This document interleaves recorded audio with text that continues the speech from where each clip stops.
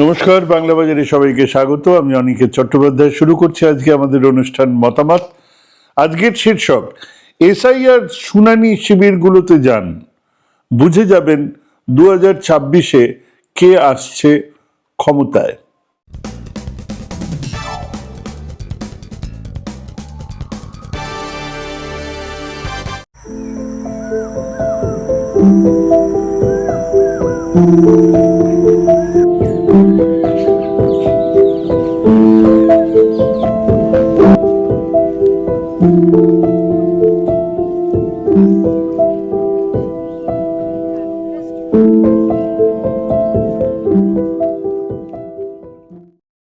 খোকা গেছে মাছ ধরতে ক্ষীর নদীর কূলে, ছিপ নিয়ে গেল কোলা ব্যাঙে, মাছ নিয়ে গেল চিলে। হ্যাঁ, অনেক সময় তাই হয়, রাজনীতিতে তো প্রায়শই হয়। ইস্যু একই, একজন ইস্যুর এ পক্ষে, একজন ইস্যুর ওই পক্ষে, তৃতীয় পক্ষও থাকতে পারে, কিন্তু মানুষ একদিকেই রায় দেয়। মানে বেশিরভাগ মানুষের কথা বলছি, একদিকেই রায় আসে, ওই মাছ নিয়ে যায় চিলে। এমনিতে এই বাংলাতে হুদো হুদো ইস্যু তো ছিল তো বামেদের কাছে, বিজেপির কাছে। এই সরকারের 15 বছরের অ্যান্টি ইনকামব্যান্সি, 15 বছর সরকারে থাকা মানে প্রতিদিন যদি দুজন মানুষ উপকৃত হয়, তাহলে সাধারণ নিয়ম মেনে একজন সেই উপকার পাবে না। আর এইভাবে কমে উঠতে থাকে সরকারের ওপরে অনাস্থা। একে একে একটার পর একটা এরকম প্রকল্প ঘোষণা হয়, বিভিন্ন রকমের সুবিধে ঘোষণা হয়, কিছু লোক পায়, কিছু লোক পায় না, এবং মানুষের ওপর অনাস্থা শুরু হতে থাকে। 15টা বছর কি কম কথা নাকি? বিবাহিতরা তো জানেন প্রত্যেকেই। আর সেসব ছাপিয়ে কখনো নারদা, কখনো সারদা, কখনো অভয়া, কখনো চাকরি দুর্নীতি, কখনো বালি, কয়লা, গরু চুরির অভিযোগ। এসব তো বিরাট ব্যাপার, কম তো নয়। প্রতিটা ঢেউ আসে আর আমাদের হিসেব করতে হয়, আমাদের সাংবাদিকদের, এই ঢেউয়ে কতটা ক্ষইবে সরকারের জনসমর্থন। এ তো গেল ক্ষয়ের গল্প। আসলে ক্ষয়ের গল্পের শুরুর যে বিষয়টা ছিল, অর্থাৎ 52 থেকে আমরা যখন দেখে আসছি আর এখন যেটা দেখছি, তার মধ্যে একটা বেসিক ডিফারেন্স হয়ে গেছে। একটা সময়ে এই দুর্নীতি ও চোর, এই ব্যাপারটা ভীষণভাবে এফেক্ট করতো। তখনও মধ্যবিত্ত একটা ভ্যালু সিস্টেম গোটা জিনিসটার, গোটা ব্যাপারটার উপর ডমিনেট করতো। তারাই ডমিনেটিং ফ্যাক্টর ছিল, তারাই ইনফ্লুয়েন্সিয়ার ছিল। কিন্তু ক্রমশ সেই জায়গাটা শেষ হয়ে গেল। সি ভোটার তাদের সমীক্ষাতে বলছে যে মাত্র 17-18% মানুষ মনে করে দুর্নীতি হচ্ছে গিয়ে ইলেকশনের একটা ইস্যু। ভাবুন কোথায় এসে দাঁড়িয়েছে আমরা। তার মানে মানুষের কাছে দাঁড়িয়েছে যে দুর্নীতি তো করবেই, রাজনীতিতে যাচ্ছে, নেতা হয়েছে, এমপি হয়েছে, এমএলএ হয়েছে, দুর্নীতি করবে না, করবেই। আমরা বাকিগুলো নিয়ে বরঞ্চ মনোযোগ দিই। হ্যাঁ, সেটাই হয়ে দাঁড়িয়েছে। কিন্তু 15 বছর ধরে কি আবার কেবলই ক্ষয়, কিছুই কি হয়নি? তাহলে 15 কেন, 10 বছর, পাঁচেই বলে হরি হরি বল হয়ে যেত, হয়নি তো। তার কারণ ওর উল্টো দিকেও একটা চেষ্টা ক্রমাগত চলতে থাকে। সেখানে আছে লক্ষ্মীর ভাণ্ডার, বেকারদের চাকরি, বিভিন্ন ভাতা, শহরের সৌন্দর্যায়ন, দলের সংগঠন, নানান রকমের প্রচার যন্ত্র ইত্যাদি। আর এই টানাপোড়েনের মধ্যে নির্বাচন আসে, পাল্লা যেধারে ভারী হয় প্রত্যাবর্তন, না হলে পরিবর্তন। কেউ তো চিরদিনই তুমি যে আমার বলে সরকারের সঙ্গে লেপ্টে থাকবে এমন তো নয়। 1952 সাল থেকে নানান তিকড়মবাজি, নানান শক্তি প্রদর্শন, নানান জোচ্চুরি, ভুয়ো ভোট, রিগিং, সায়েন্টিফিক রিগিং ইত্যাদির পরে পরিবর্তন এসেছে। আর পরিবর্তনের পরে আমরা সেই পরিবর্তনের কারণগুলো বুঝতে পেরেছি, কেউ কেউ কিঞ্চিত আগে টের পেয়েছেন। তো এবারে দেখুন, বিজেপির অস্ত্র ছিল, আছে, থাকবে হিন্দু খতরে মে হ্যায়। মুসলমানরা মঙ্গলসূত্র, সিঁদুর হাতে নোয়া কেড়ে নিয়ে যাবে, এরম গোছের প্রচার তো প্রধানমন্ত্রী নিজেই করেন। বিজেপির ইস্যু নরেন্দ্র মোদীর বিরাট উন্নয়নের তালিকা আছে তো, তৃণমূলের দুর্নীতি ইত্যাদি ইত্যাদি। কিন্তু নির্বাচন যত এগিয়ে আসছে তত ডমিনেটিং ইস্যু হয়ে উঠছে এই এসআইআর ইস্যু। কারণ এই একটা ইস্যু যেখানে ভোটারেরা সরাসরি প্রভাবিত। স্বামী না পাক তো বউ পেয়েছে, বউ না পাক তো ছেলে পেয়েছে, ছেলে না পাক তো নাতনি পেয়েছে। কি পেয়েছে? নির্বাচন কমিশনের নোটিশ। কোথাও তো গোষ্ঠী শুদ্ধ সেই নোটিশ পেয়েছে। আর সেটাই হয়ে উঠেছে আপাতত নির্বাচনের এক বিরাট ইস্যু। সিপিএম এর ইস্যু বলতে অভয়ার ধর্ষণ, খুনের আন্দোলন, তারা সেই জায়গায় ছিল, সে আন্দোলনের মুখেরাই এখন একে অন্যকে সংশোধনবাদী বলা শুরু করেছে। আর অভয়ার মা অমিত শাহের সঙ্গে দেখা না করতে পেরে রেগে কাই ওনাদের মানসিক স্থিতিশীলতা নিয়েও প্রশ্ন উঠছে। সিপিএম এর হাতে কি নেই দুর্নীতির ইস্যু, কিন্তু সেই ইস্যুকে মানুষের কাছে পৌঁছে নিয়ে যাবার যন্ত্রটাই নেই। পুরো সংগঠনটা হয় এখন ফেসবুকে, না হলে সন্ধে হলে ঘাড়ে পাউডার দিয়ে চ্যানেলে চ্যানেলে ঘুরে বেড়াচ্ছে। বিজেপির বিপক্ষে কি আছে সেও খুব কম নয়। পাড়ায় পাড়ায় কান পাতলেই শোনা যাবে রেখেছো বিজেপি করে মা, বাঙালি করনি। কারিয়াকর্তারা যশস্বী প্রধানমন্ত্রীকে বোঝাতে পারেননি যে জ্যোতি বসু আর মৃত বাঙালি সমস্ত আইকনদের নামের শেষে দাদা বসালেই কেলো হবে। অবশ্য কেউ এই ফর্মুলা দিলে উনি আবার একেবারে আক্ষরিক অর্থে এটাকে বিবেকানন্দ বাবু বলে বসতেন।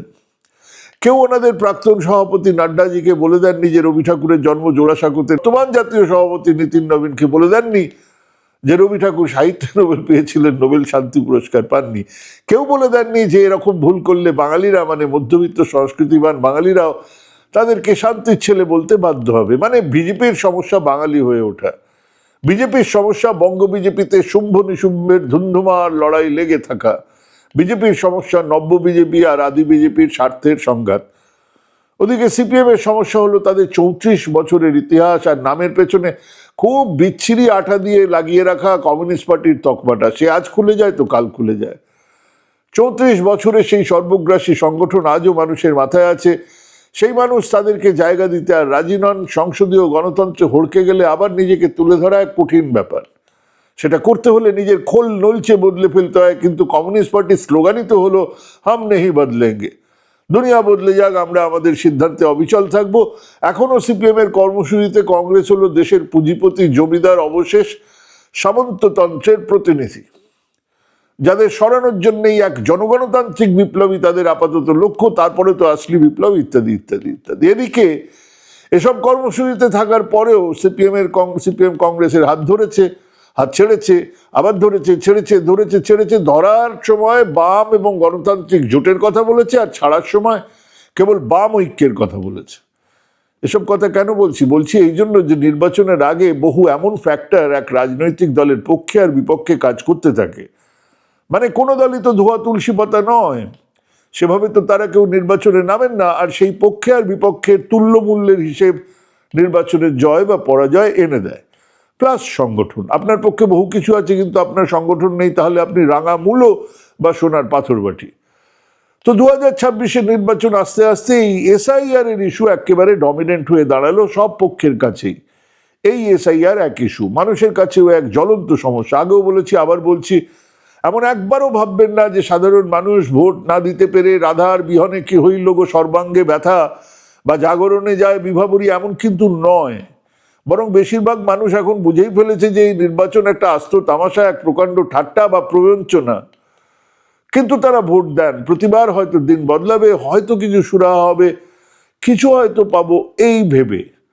কিন্তু এই এসআইআর তো কেবল ভোটের নয়, কেবল নিজেরও নয়। আজ তালিকাতে নাম না থাকলে নাগরিকত্ব নিয়ে টানাটানি হবে, আগামী প্রজন্মের নাগরিকত্ব নিয়ে প্রশ্ন উঠবে। কাজেই মানুষ পরেশান, মানুষ আশঙ্কায় ভুগছে, মানুষ চিন্তিত, মানুষ মারা যাচ্ছেন, মানুষ আত্মহত্যা করছেন। কাজেই সবকিছুকে ঢেকে দিয়ে এই এসআইআর ইস্যু এসেছে আমাদের সামনে, সাধারণ মানুষের সামনে। কে আনলো সবাই জানে যে এটা বিজেপির থিঙ্ক ট্যাঙ্কের মাথা থেকে বের হয়েছে। আর এই মুহূর্তে সেই থিঙ্ক ট্যাঙ্কের তাদের ইচ্ছে অনুযায়ী এসআইআর তাদের প্রক্রিয়াতে নানান নতুন জিনিসপত্র নিয়ে হাজির করা হচ্ছে। সমস্যাটা কোথায়? সমস্যা হলো বিজেপি যখন প্রথমে ক্ষমতায় এসেছিল একক সংখ্যাগরিষ্ঠতা নিয়ে, তারা ভেবেছিল একক সংখ্যাগরিষ্ঠতা নিয়ে এসেছি, সংবিধান সংশোধন করে হিন্দু রাষ্ট্র করে ফেলবো।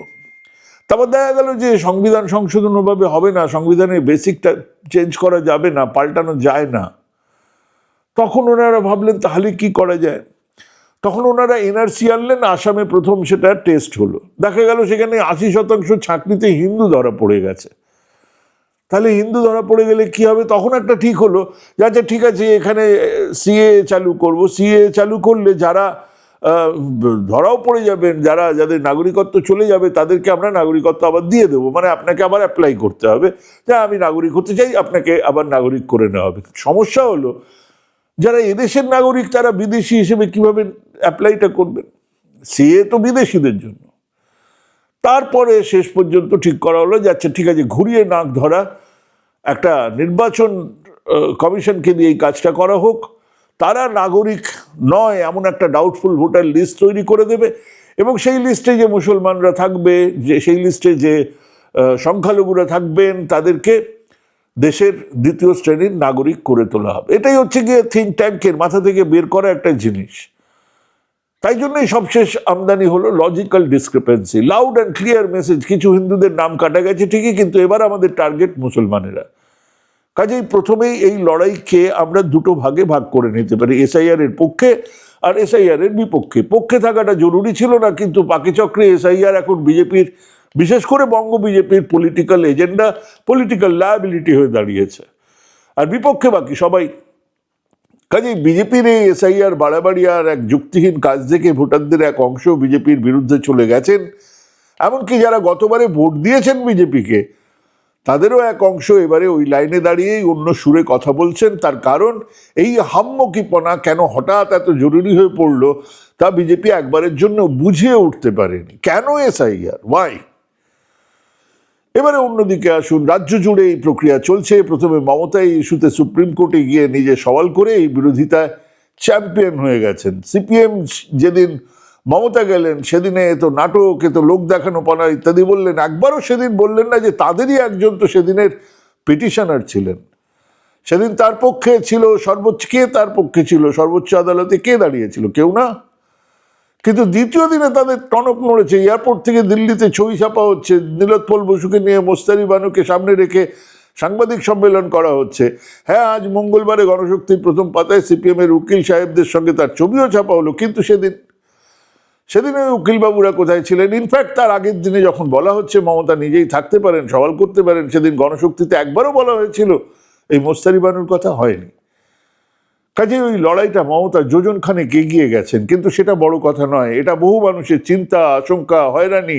1 কোটির বেশি মানুষ নোটিশ পেয়েছেন, গিয়ে দেখেছেন সেই সব এসআইআর ক্যাম্পে, একবারও গেছেন সেই সব শিবিরগুলোতে। ঠিক যেমন প্রথম পর্যায়ে আপনার নাম কোথায় আছে মাসিমা দেখে দিচ্ছি, ও মেসোমশাই আসুন, ভোটার লিস্ট 2002-এর এখানে আছে। কাউন্সিলররা, পঞ্চায়েত নেতারা, তৃণমূলের লোকজনেরা 2002-এর লিস্ট নিয়ে বসে আছেন যেন সাক্ষাৎ মুশকিল আসান। হ্যাঁ, হাজির ছিল তৃণমূল কর্মীরা। এবারেও তাদের উপস্থিতিকে আগে নিশ্চিত করেছে তৃণমূল। এই রায়ের আগের রায় খেয়াল করে দেখুন, সেটাই ছিল খুব গুরুত্বপূর্ণ, ভীষণ গুরুত্বপূর্ণ। সেই রায়ে বলা হলো, আদালতের রায়, যে রাজনৈতিক প্রতিনিধি বিএলএরা শুনানির সময়ে থাকতে পারবে। হ্যাঁ, এটাই সবচেয়ে বড় রায় ছিল। ছোট্ট রায়, কিন্তু এই রায় তৃণমূলের পক্ষে কতটা কাজ করেছে একবার ওই এলাকার ওই শিবিরগুলোতে যান, সেখানে শুনানি হচ্ছে, বুঝতে পারবেন। শতরূপ নীতি নৈতিকতার পাঠ তাকে তুলে কিভাবে কমিউনিস্ট পার্টি করতে হবে সেটা শেখাচ্ছেন। বাকিরা সন্ধে হলে কলতলা ঝগড়াতে আর সারাদিন অনায়াসে বিদগ্ধ চর্চায় ফেসবুকে শানিত যুক্তি আর তীক্ষ্ণ মেমে নিয়ে হাজির হচ্ছেন। শিবিরে দুলাল, যিশু, কেলে, মদন, হুমদো, বুকাই, ঢ্যাঙা প্রদীপরা মাসিমা মেসোমশাইকে নিয়ে শুনানিতে সামিল। হ্যাঁ, এক বিন্দু মিথ্যে বলছি না। চলে যান সেখানে যেখানে শিবির হচ্ছে।